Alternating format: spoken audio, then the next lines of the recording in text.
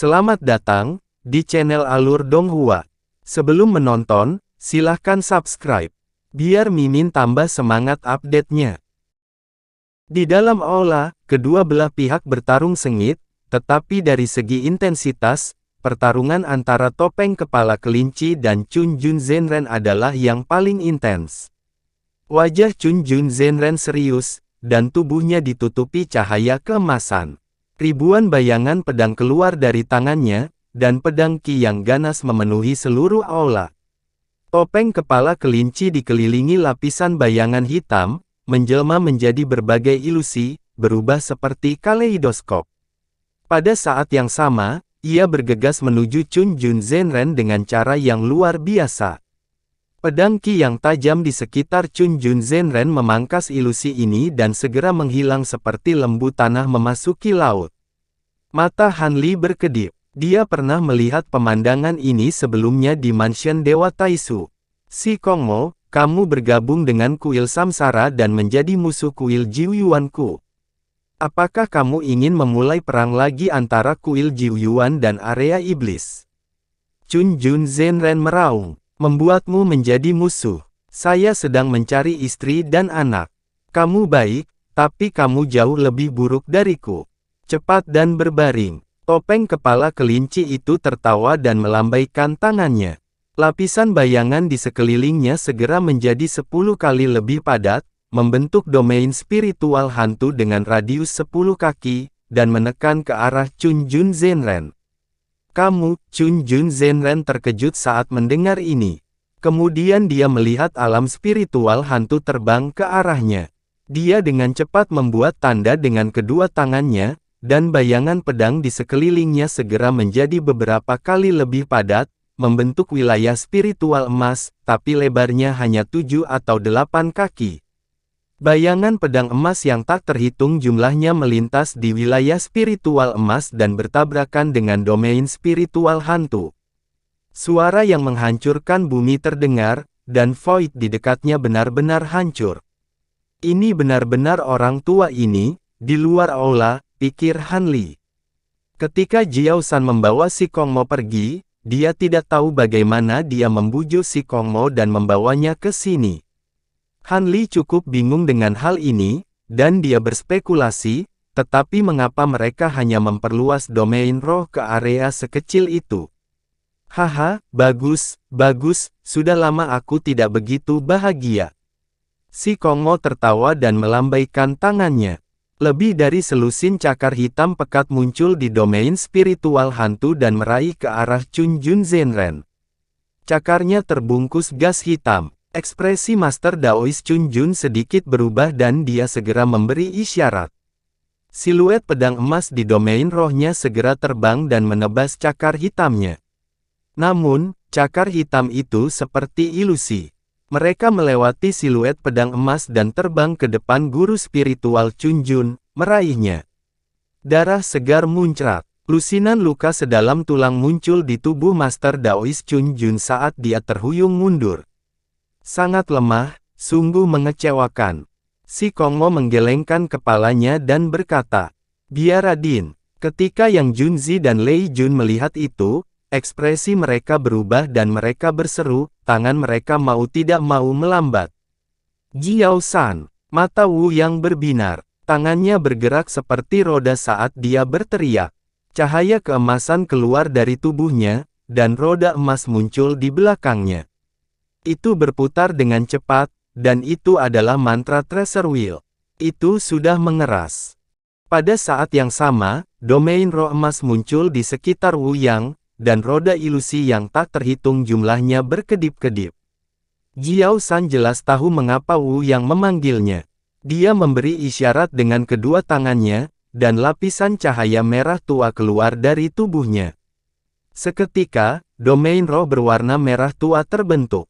Domain roh mereka bergabung satu sama lain, lalu menyala dan mulai berdengung seolah-olah domain roh mereka beresonansi. Wajah Jiao San serius saat dia memberi isyarat dengan kedua tangannya. Sebuah roda berwarna merah tua seukuran rumah muncul dari domain roh. Ada 6 lubang hitam di roda itu, dan mereka berputar dengan cepat. Mereka memancarkan aura mengerikan sebesar matahari, bulan, dan bintang. Wu yang terbang ke sisi Jiao San dan memberi isyarat dengan kedua tangannya. Roda harta karun mantra di belakangnya segera terbang dan menyatu dengan roda merah tua dalam sekejap.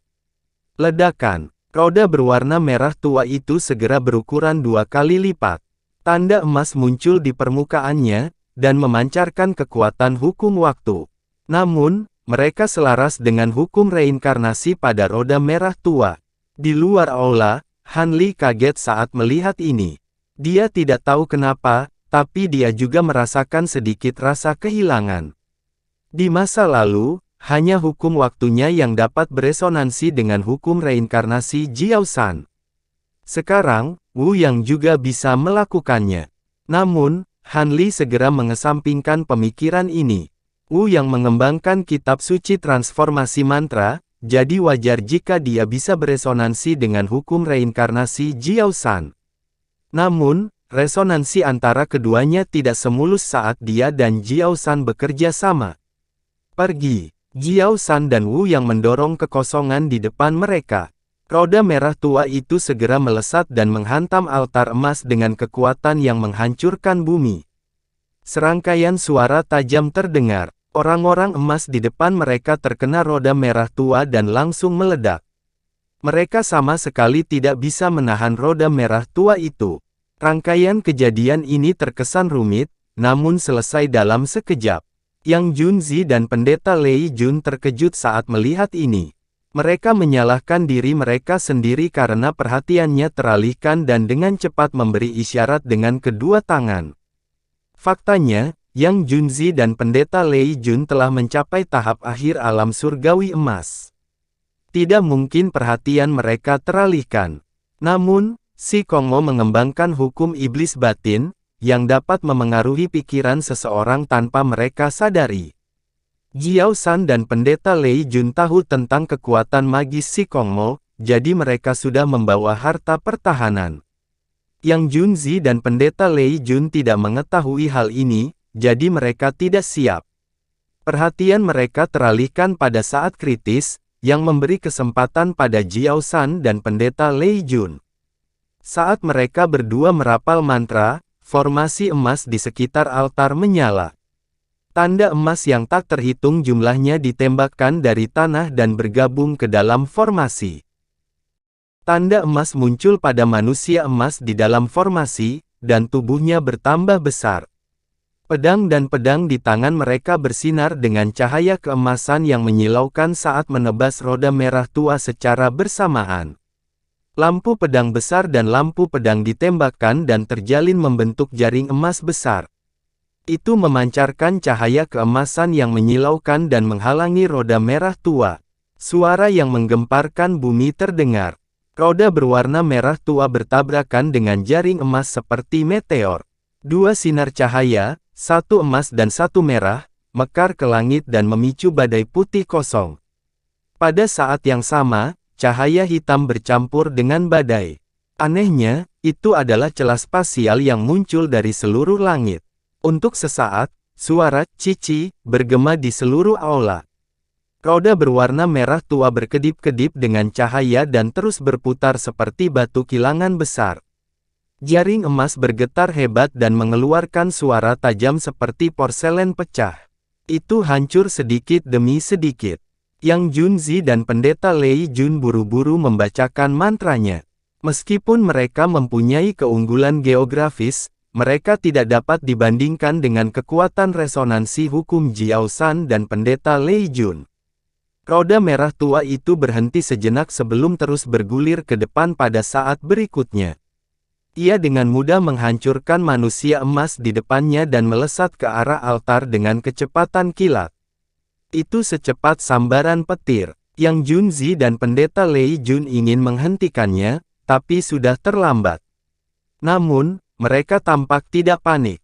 Hantu berwarna merah tua melintas dan roda besar itu tiba di depan altar dalam sekejap. Pukulannya sangat keras. Namun, pada saat ini, kekosongan di sekitar altar tiba-tiba berfluktuasi.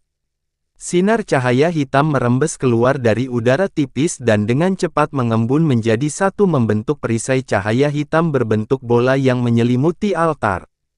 Roda berwarna merah tua menghantam perisai cahaya hitam dan mengeluarkan suara yang keras. Riak muncul di perisai cahaya hitam dan tempat terkena sedikit penyok. Namun, serangan roda merah tua itu hanya efektif. Tidak peduli seberapa kerasnya ia berputar dan menyerang, ia tidak bergeming.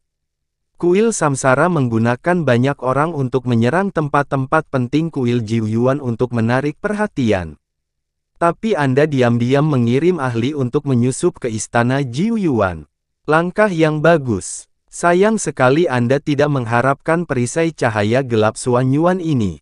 Pembatasan ini secara pribadi dibuat oleh leluhur Dao Suanyuan atas permintaan patriark saya. Ini adalah angan-angan untuk memecahkannya dengan jumlah orang yang sedikit. Pendeta Chun Jun mundur di udara. Dia mengeluarkan ramuan berwarna merah darah dan menelannya. Luka di tubuhnya segera sembuh. Pendeta Lei Jun tersenyum dan begitu pula Yang Junzi. Dia mengangkat tangannya dan hendak melakukan sesuatu. Pada saat ini, sesosok tubuh terbang di depan pendeta Lei Jun seperti kilat. Itu adalah Lu Chuanfeng. Dia tidak bergerak, tapi sinar cahaya biru yang tak terhitung jumlahnya keluar dari tubuhnya. Setiap sinar cahaya biru memancarkan aura yang sangat dingin dan melesat ke arah pendeta Lei Jun seperti tetesan air hujan. Aura yang sangat dingin memenuhi seluruh aula, membuat gigi orang bergemeletuk. Di sisi lain, sesosok tubuh melintas di depan Yang Junzi. Itu adalah Wu Yang. Dia melambaikan tangannya. Bayangan palem emas muncul di atas kepala Yang Junzi dan menghantam seperti gelombang yang mengamuk. Di udara, si Kongmo juga mengaktifkan domain spiritualnya dan memaksa pendeta Chun Jun mundur. Pada saat ini, Jiao San melintas dan muncul di dekat altar seperti hantu. Dia mengambil sebuah benda dan membuangnya. Itu adalah mata Han Li berbinar. Barang yang dibuang Jiao San adalah token besi hitam yang dia peroleh dari Menara Waktu. Token hitam Suanyuan. Mengapa Anda memiliki barang ini? Cibiran di wajah pendeta Chun Jun menghilang dan digantikan oleh kepanikan. Dia menggerakkan tubuhnya dan hendak terbang ke bawah. Haha, hidung sapi. Kami belum menentukan pemenangnya dan kamu ingin mengganti lawanmu. Ayo bertarung 300 ronde lagi. Si Kongmo tertawa dan mengacungkan jarinya. Bayangan hitam melintas di depan pendeta Chun Jun dan cakar hantu ilusi yang tak terhitung jumlahnya muncul lagi. Pendeta Chun Jun harus berhenti dan mengucapkan mantra untuk membela diri. Lu Chuanfeng dan Wu Yang juga menyerang dengan seluruh kekuatannya dan menjerat pendeta Lei Jun dan Yang Junzi. Pada saat ini, Jiao San mengeluarkan seteguk Blood Essence. Itu berubah menjadi cahaya berdarah dan berubah menjadi token besi hitam. Di saat yang sama, dia dengan cepat membuat segel tangan. Nyala api hitam menyala di pelat besi. Kemudian, mengikuti segel tangan Jiao San, nyala api itu tiba-tiba memanjang menjadi pedang hitam menyala yang panjangnya 10 kaki. Kemudian menebas ke arah penghalang cahaya gelap surgawi. Perisai gelap surgawi yang tampaknya tidak bisa dihancurkan tiba-tiba menjadi sangat lemah di bawah serangan pedang api hitam. Suara mendesing. Sebuah celah panjang muncul di perisai. Tubuh Jiao San berkelebat dan dia terbang menuju perisai melalui celah tersebut. Dia meraih kekosongan itu dengan satu tangan. Kekosongan di atas altar menyala, dan sebuah tangan merah besar muncul dari udara tipis, meraih awan merah menyala. Pendeta Chun Jun dan dua orang lainnya melihat ini dan meraung marah. Namun, mereka tidak bisa berbuat apa-apa. Namun pada saat ini, sesuatu yang tidak terduga terjadi. Awan merah menyala yang digenggam oleh tangan merah tua itu tiba-tiba membengkak, seketika bertambah besar lebih dari 10 kali lipat. Sinar cahaya merah menyala keluar dari dalam, langsung mendorong tangan merah tua itu, membuatnya sulit untuk berpegangan pada awan. Ekspresi Jiao San sedikit berubah, dan dia membuka mulutnya lagi. Bola cahaya merah keluar dari mulutnya, berisi benang transmigrasi. Jumlahnya hampir 100, dan mereka menyatu menjadi tangan raksasa. Tangan raksasa itu segera membengkak hingga beberapa kali ukuran aslinya, dan tanda melingkar yang tak terhitung jumlahnya muncul di permukaannya. Cahaya di sekitarnya juga menjadi beberapa kali lebih terang.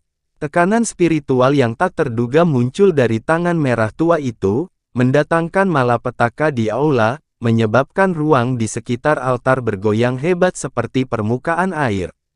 Tangan raksasa itu mengerahkan kekuatan melalui jari-jarinya, dan cahaya merah tua menyala dengan liar, segera menekan awan merah tua itu lagi. Namun, sebelum Jiao San bisa tersenyum, awan merah mulai berkedip lagi dengan cepat. Pada saat yang sama, ia mengeluarkan lampu hijau, biru, kuning, dan emas.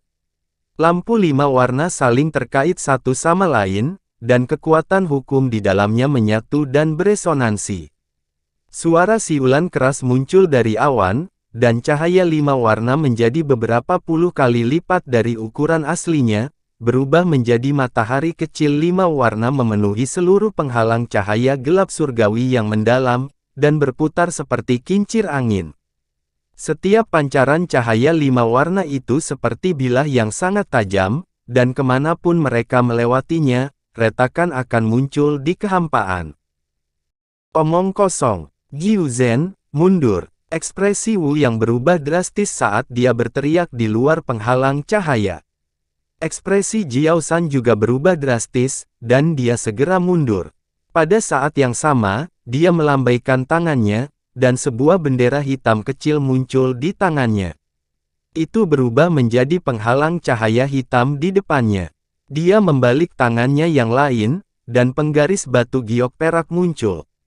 Api perak keluar darinya. Keduanya kemudian berubah menjadi sepasang penghalang cahaya berbentuk bola yang menyelubungi tubuhnya di dalam. Jiao San baru saja selesai melakukan ini ketika cahaya 5 warna, yang seperti pisau tajam, menghantam 2 penghalang cahaya di sekelilingnya.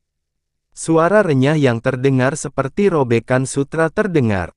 2 lapisan penghalang cahaya hanya bertahan selama 1 tarikan napas sebelum hancur. Namun, Jiao San telah lolos dari celah di Darklight Shield. Namun, sebelum Jiao San bisa menghela nafas lega, sinar cahaya 5 warna menghantam Darklight Barrier dari dalam. Kafan cahaya gelap langit misterius sepertinya mudah dihancurkan dari dalam. Retakan yang tak terhitung jumlahnya segera muncul di permukaannya, dan kemudian dengan ledakan keras, seluruh kafan cahaya gelap langit misterius meledak. Puluhan ribu sinar cahaya 5 warna terus memancar. Namun, mungkin karena ia menghabiskan terlalu banyak energi untuk memecahkan kafan cahaya gelap, sinar cahaya yang awalnya seperti pedang telah berubah menjadi lapisan gelombang cahaya 5 warna yang menyapu seperti gelombang yang mengamuk, menenggelamkan seluruh aula. Si Kongmo, Master Daoist Chun Jun, Wu Yang, dan yang lainnya tersapu oleh gelombang cahaya 5 warna seolah-olah mereka telah terkena meteorit yang tak terhitung jumlahnya. Mereka semua dikirim terbang tanpa perlawanan dan menabrak dinding sekeliling aula. Jiao San adalah yang paling dekat, jadi dia menderita dampak paling besar. Seluruh tubuhnya terbentur dinding, dan darah muncrat dari mulutnya. Hanya wanita berjubah hitam yang berada sedikit lebih jauh dari altar, jadi pengaruhnya sedikit berkurang. Meskipun dia juga terlempar, dia nyaris tidak bisa menstabilkan dirinya. Namun, salah satu sudut topi bambu wanita berjubah hitam itu terangkat, memperlihatkan separuh wajahnya. Di luar aula, Han Li memperhatikan dari jauh. Dia merasa seperti disambar petir, dan matanya melebar saat dia menatap wanita berjubah hitam itu. Gelombang cahaya 5 warna yang intens tidak bertahan lama. Mereka dengan cepat menghilang, dan aula kembali ke ketenangan semula. Seluruh altar telah lenyap seluruhnya, hanya menyisakan tumpukan reruntuhan. Awan 5 warna di atas altar juga telah menghilang. Dengan dentang yang tajam, sebuah bola kecil berisi cahaya 5 warna jatuh di dekat pintu masuk aula. Di dalam cahaya itu ada botol 5 warna seukuran kepalan tangan. Lehernya tipis dan badannya bulat, dan ada beberapa pola berbentuk daun di badan botolnya. Kelihatannya sangat misterius. Ini, tubuh Han Li bergetar lagi, dan wajahnya terlihat tidak percaya. Selain warnanya, botol 5 warna itu sama persis dengan Sky Ruling Vase miliknya. Botol ini sama persis dengan botol langit. Mungkinkah ini replika yang lain? Han Li dengan cepat menjadi tenang, dan dia segera memikirkannya. Perlu diketahui bahwa Ma Liang juga memiliki replika botol langit. Dengan kekuatan kuil 9 Yuan, tidak mengherankan jika mereka bisa membuat replika lainnya. Namun, kekuatan botol 5 warna ini jauh lebih kuat daripada replika yang dimiliki Ma Liang. Itu tidak lebih lemah dari bol langit yang asli. Wanita berjubah hitam itu kebetulan berada di dekat pintu masuk aula. Ketika dia melihat ini, dia segera bergegas menuju botol itu dengan penuh kegembiraan. Pada saat yang sama, dia melambaikan lengan bajunya, dan cahaya merah tua keluar ke arah botol 5 warna. Dia akan mengambilnya. Namun, pada saat itu, kilat ungu dan nyala api merah keluar dari luar aula. Mereka mengenai lampu merah tua wanita berjubah hitam di waktu yang hampir bersamaan. Wanita berjubah hitam tidak menyangka hal ini, lalu lampu merah tua dengan mudah terkoyak. Setelah kilat dan nyala api, dua sosok, satu ungu dan satu merah, mengikuti. Mereka adalah Huo Yuan dan Chimeng. Huo Yuan membuat segel tangan, dan petir ungu terbelah menjadi dua, berubah menjadi dua ular piton listrik ungu. Kedua ular piton listrik itu panjangnya beberapa meter dan setebal kaki manusia. Tubuh mereka melompat dengan busur listrik ungu yang menyilaukan. Salah satu ular piton listrik berbalik dan menerkam wanita berjubah hitam itu. Piton petir lainnya menerkam ke arah api merah. Ia berputar dan langsung melingkari api merah. Tiba-tiba, ia mempererat cengkeramannya di sekitar api merah. Pada saat yang sama, ular piton listrik membuka mulutnya dan mengeluarkan petir ungu yang menyapu botol 5 warna di tanah. Mimpi. Chimeng sangat marah dan meludah. Api merah keluar dari mulutnya. Dalam sekejap, nyala api merah menjadi semakin terang dan berubah menjadi jaring api merah, menutupi ular piton listrik ungu. Petir ungu yang dimuntahkan oleh ular piton listrik ungu juga ditutupi oleh jaring api merah. Keduanya bentrok sengit, dan petir ungu menghilang dalam serangkaian ledakan. Di saat yang sama, Chimeng mengangkat tangannya dan melambai. Cahaya merah menyala dan berubah menjadi jaring api merah. Ada 9 naga api merah melingkarinya. Itu adalah jaring api ilahi 9 naga, dan terbang menuju Huo Yuan. Wajah Huo Yuan menjadi gelap. Dia menepuk keningnya dengan telapak tangannya, dan pola petir ungu yang rumit muncul di dahinya. Itu bersinar dengan kilat ungu yang menakjubkan. Dengan kilatan cahaya ungu, dua bola petir ungu keluar dari pola petir. Mereka dengan cepat tumbuh seukuran roda dan saling bertabrakan. Suara guntur yang menggemparkan bumi terdengar di langit. Awan petir ungu dengan diameter beberapa puluh meter tiba-tiba muncul. Kilatan petir ungu yang tak terhitung jumlahnya melintas dengan liar di awan, dan suara guntur serta siulan saling terkait. Seolah-olah dewa petir telah turun ke dunia. Awan petir ungu melintas dan menghadap jaring api ilahi 9 naga di udara. Petir dan nyala api berbenturan dengan keras, dan suara gemuruh yang memekakkan telinga terdengar. Awan petir ungu tampak biasa saja, tetapi sebenarnya mengandung kekuatan yang tak terduga. Ia mampu menahan jaring api ilahi 9 naga di udara. Meski keduanya telah berkumpul, mereka segera mulai bertarung dengan harta berharga di depan mereka. Di sisi lain, sosok wanita berjubah hitam itu melintas dan menghindari serangan ular piton petir ungu. Dia menggenggam tangannya dan mengeluarkan cermin kuno berwarna merah tua itu lagi. Cahaya kristal merah tua keluar dari cermin dan mengenai kepala ular piton petir ungu. Kepala ular piton listrik ungu itu meledak, berserta seluruh tubuhnya. Mata wanita berjubah hitam itu bersinar di balik kerudung hitam. Memanfaatkan pertarungan antara Chimeng dan Huo Yuan, cahaya hitam di permukaan tubuhnya berfluktuasi dan dia tiba-tiba menghilang. Dia diam-diam menyapu botol kecil di tanah. Jangan berpikir kamu bisa membodohi kami dengan menyembunyikan dirimu sendiri. Chimeng tiba-tiba menoleh dan membuat segel tangan. 2 naga api di jaring api ilahi 9 naga membuka mulut mereka dan 2 api melesat ke arah wanita berjubah hitam itu. Kemanapun apinya lewat, kekosongan itu akan langsung terbakar. Huo Yuan juga mengangkat tangannya dan menunjuk.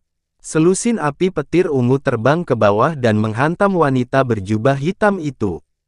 Dia sebenarnya telah melihat teknik tembus pandang wanita berjubah hitam itu. Hukum petir yang mengerikan terpancar dari nyala api ungu seolah-olah dapat menghancurkan dunia. Mata wanita berjubah hitam itu menyipit. Alih-alih mundur, dia tiba-tiba mempercepat dan bergegas menuju botol 5 warna di tanah. Pada saat yang sama, dia membuka mulutnya dan mengeluarkan seteguk esensi darah. Lalu, dia membuat segel tangan dan menunjuk. Esensi darah segera berubah menjadi bola cahaya darah dan bergabung ke dalam cermin kuno berwarna merah tua. Cermin kuno itu segera berukuran 2 kali lipat dan pola melingkar muncul di permukaannya. Itu berputar dengan cepat. Dengan suara mendengung, cahaya kristal merah tua 10 kali lebih terang dari sebelumnya keluar dari cermin kuno. Itu menutupi 2 api berbentuk naga dan selusin api petir. Warna cahaya kristal berbeda, lapis demi lapis, membuat orang merasa seperti labirin. Api berbentuk naga dan api petir ungu tiba-tiba berhenti dan kemudian mulai hancur dan hanyut. Mungkin kekuatan yang terkandung dalam api berbentuk naga dan api petir ungu terlalu kuat, sehingga mereka menghilang dengan sangat lambat. Sosok wanita berjubah hitam itu pun tiba-tiba berhenti. Tapi, dia menarik napas dalam-dalam dan terus berlari ke depan seperti kilat. Dalam sekejap, dia berada 3 kaki dari botol 5 warna itu. Melihat ini, wajah cantik Chimeng berubah. Dia berteriak dengan marah dan segera membuat segel tangan. Penghalang api ilahi 9 naga tidak lagi terjerat dengan awan petir ungu. Sebaliknya, itu berubah menjadi cahaya merah yang menutupi wanita berjubah hitam itu. 9 naga api di penghalang dewa terbang dan menerkam ke arah wanita berjubah hitam. Mereka memuntahkan api merah dari mulut mereka dan mengenai cahaya kristal yang dipancarkan oleh cermin kuno berwarna merah tua. Suhu seluruh aula melonjak, seolah-olah mereka langsung terbenam dalam lahar. Huo Yuan tidak lagi bertengkar dengan Chimeng. Dia juga mengeluarkan suara gemuruh pelan dan membuat segel tangan. Awan petir ungu berjatuhan seperti gelombang kemarahan. Semuanya terbang ke bawah. Di tengah gemuruh guntur, ratusan kobaran api tebal berjatuhan seperti hujan. Mereka dengan padat mengenai cahaya kristal yang dipancarkan oleh cermin kuno berwarna merah tua. Cahaya kristal segera berfluktuasi dengan hebat. Kemudian, dengan suara keras, benda itu pecah dan berubah menjadi setitik cahaya. Pada saat yang sama, cermin kuno berwarna merah tua retak menjadi 2 bagian dari tengah dengan retak dan hancur total.